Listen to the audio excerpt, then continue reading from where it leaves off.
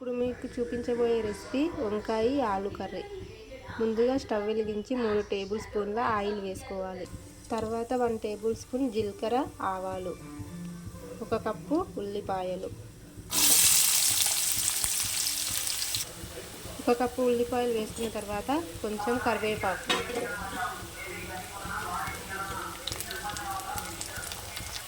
ఈ విధంగా వేయించుకున్న తర్వాత కొంచెం పసుపు, 1 టేబుల్ స్పూన్ అల్లం వెల్లుల్లి పేస్ట్ వేసుకొని కలుపుకోవాలి.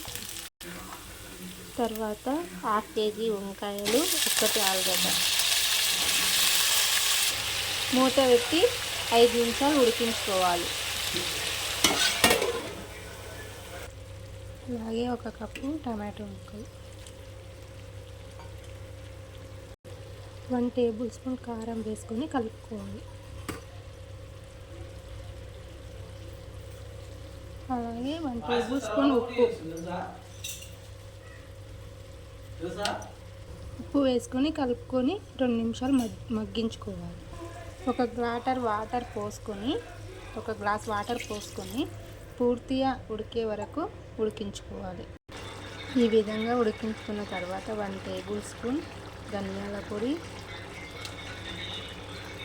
కొద్దిగా కొత్తిమీర,